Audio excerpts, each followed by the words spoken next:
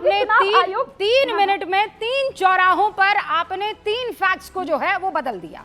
पहले आप लॉजिक लेकर आई कि रूबिका जी सीआईडी जो है वो 1 फरवरी 2023 को लेटर लिखती है, जबकि एफआईआर दर्ज होती है 21 तारीख को 2023, ठीक है। फिर आप वहां से पलट गई, फिर आपने कहा रूबिका जी मैं तो अरविंद वाजपेयी से सवाल पूछना चाहती हूँ। अरविंद वाजपेयी जरा बताएं कि वो कैसे झूठ बोल सकते हैं कि कर्नाटक के पुलिस इन अधिकारियों के खिलाफ एक्शन नहीं ले सकती। फिर आप मुझे क्लॉज पढ़ के बता रही हैं कि एक्शन नहीं ले सकती है क्योंकि क्लॉज ये बताता है। क्लॉज में सिर्फ 2 चीजों का जिक्र है, चीफ इलेक्शन कमिश्नर और इलेक्शन कमिश्नर, लेकिन आप राज्य के सीईओ और बहुत से दूसरे अधिकारी हैं जिन पर एक्शन ले सकते हैं। फिर जब आप इस पर भी फंस गई प्रियंका जी, तो आप तीसरे चौराहे पर आई और आपने कहा कि देखिए रूबिका जी ये अनुराग ठाकुर क्यों आए, ये कौन होते हैं आने वाले, ये क्यों प्रेस कॉन्फ्रेंस कर रहे हैं। 3 अलग अलग मौकों पर आपने बात को बदल दिया। क्यों? Stand your ground. आप कहना क्या चाहते हैं? सब जोड़ रहे हैं, बदले नहीं, आर्ग्यूमेंट दे रहे हैं, सबको जोड़ रहे हैं ये बताने के लिए आप छोटी मछली को पकड़ना चाहते हैं, बड़ी मछली को पकड़ना चाहते हैं, जो सबसे बड़ी जिसकी भूमिका यहाँ पर सहकारिता विभाग में थे। क्या झूठ बोले? बड़ी मछली जिसके आप बात कर रहे हैं। बोले ना ऑनलाइन डिलीट नहीं हो सकता, ये रहा बोले उस पे मत जाइए। आज जो मैं सवाल आपसे पूछ रही हूँ, मैं सच बता रही हूँ, मैं आपकी सारी की सारी बातों को मान लूंगी। आप मेरे 2-4 सवालों के जवाब दे दें। आप वो सवाल का जवाब देने से कतरा रहे हैं और इसीलिए प्रियंका जी मैं अब अनुराग जी का रुक कर लेती हूँ, फिर आती हूँ। रुकिए ना प्रियंका जी, 2 और लोग और उसके बाद मैं आपके पास आती हूँ। अनुराग जी अब आपकी बारी, अब आप ट्राई कीजिए। ओके प्रियंका जी डन, अब आपकी बारी।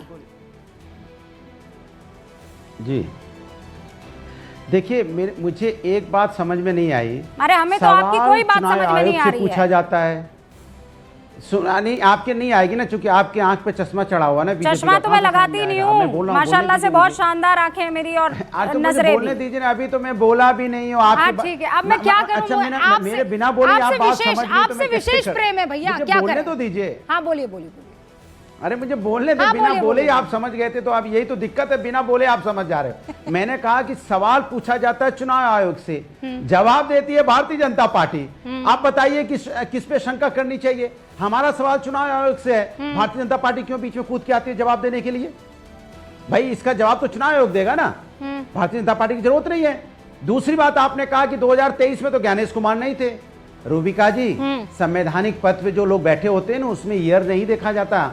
हम चुनाव आयोग के से सवाल पूछ रहे हैं। ज्ञानेश कुमार आज हैं, कल कोई और थे, पहले कोई और रहेंगे, आने वाले दिन में कोई और होगा। मेरा सवाल चुनाव आयोग से है। अभी जो बैठा है वो देगा, पहले जो बैठा था पहले वो देगा। तो इसमें दिक्कत कहां आ गई कि भाई ज्ञानेश कुमार क्या है? ज्ञानेश कुमार आज हैं, कल नहीं रहेंगे। तो सवाल उठता है कि सवाल चुनाव आयोग से पूछा जा रहा है, सवाल क्या है? आप जवाब दीजिए। चुनाव आयोग जवाब नहीं देता है। सवाल क्या है? मेरी बात सुनिए। सवाल सीधा है कि इस देश के अंदर, सुनिए ना, इस देश के अंदर में मैं सवाल पूछ रहा हूं ना आपसे, ओटीपी जिसका वोट है उसको ओटीपी क्यों नहीं आई?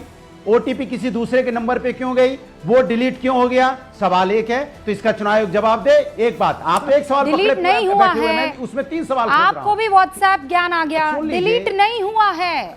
सुनिए, अरे अब मैं बोल लूं? अरे क्या बोल लूं? क्या झूठ थोड़ी बोलेंगे? पूछ लीजिएगा, दिक्कत है झूठ मैं बोलता ही नहीं हूं। अरे आपको सुन लीजिए, बुलवा रहा है आपको, कोई दुश्मन बैठा है आपका जो झूठ बुलवा रहा है आपको। सुन लीजिए, अरे सुन लीजिए। मैं पाया गया कि 42,000 जिनकी मौत हो गई थी वो भी राशन ले रहे थे। अभी किसकी जिम्मेदारी जरा बताइए आप?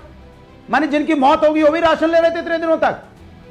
ये सिस्टम के खामियां है कि नहीं है? तो जब सिस्टम पे सवाल उठाएंगे तो सवाल कूद रहे हैं। मेरे पॉइंटेड सवाल का पॉइंटेड जवाब आप में से किसी के पास सिस्टम पे उठाया जा रहा है। नहीं, सिस्टम पर भी सवाल उठाइए, पर आप सॉलिड प्रूफ के साथ उठाइए।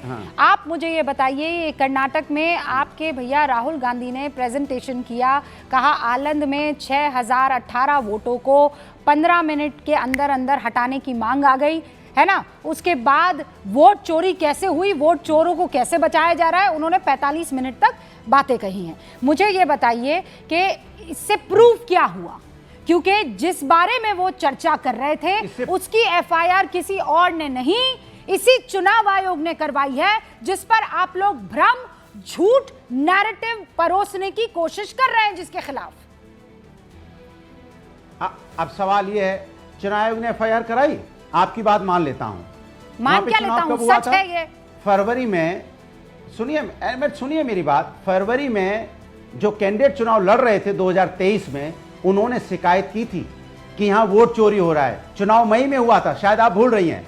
फरवरी में उन्होंने शिकायत करवाई, उनके शिकायत पे लगातार वो शिकायत कराते रहे कि यहां वोट चोरी हो रही है। उसके बाद चुनाव हुआ था मई में जाके 2023 में, तब उनकी जीत हुई थी। तो सवाल है कि वो अपना वोट चोरी हो रहा था उसको बचाने की कोशिश कर रहे थे और बचाने में कुछ हद तक कामयाब हुए। यही सवाल चुनाव आयोग से पूछा जा रहा है कि जब वोट चोरी हो रहा था, आपको CID ने बार बार रिमाइंडर आपको भेज रही है, ऐसा मत कीजिए, बहुत मेहनत से आप लोगों ने अपनी पार्टियां, अपने कैडर्स को बनाया है। प्लीज ये जो 4-5 लोग कोर में मौजूद हैं और ये जो प्रेजेंटेशन तैयार कर रहे हैं, मैं आपका भला सोचने वाली हूं, मेरी राय आप लोग ले लीजिए, मत इस चक्कर में पड़िए।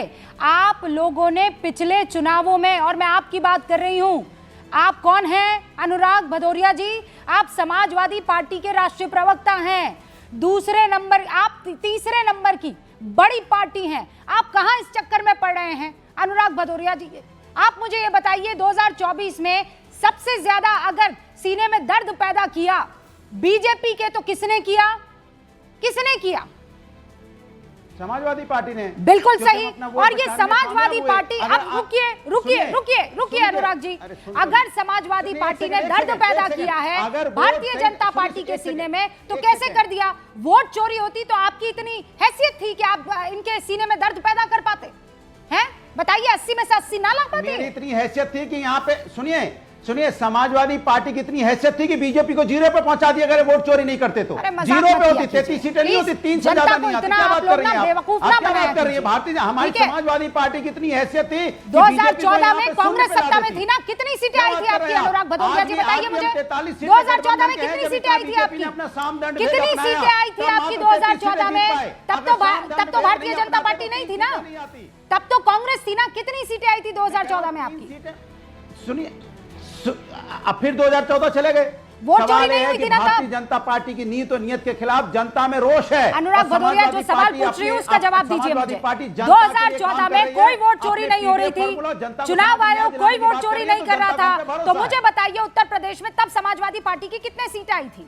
तब तो वोट चोरी नहीं हुई थी ना, कितनी सीटें आई थी?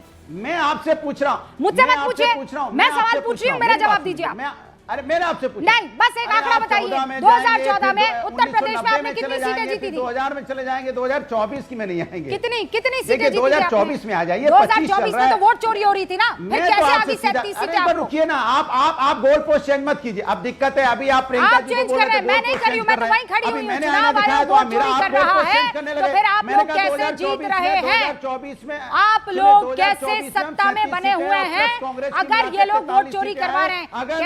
कैसे चोर हैं ये लोग? अगर जास्ती नहीं होती, ये कैसे चोर हैं? 11 साल से हैं और आप लोगों को जिताए चले जा रहे हैं अलग अलग राज्यों में।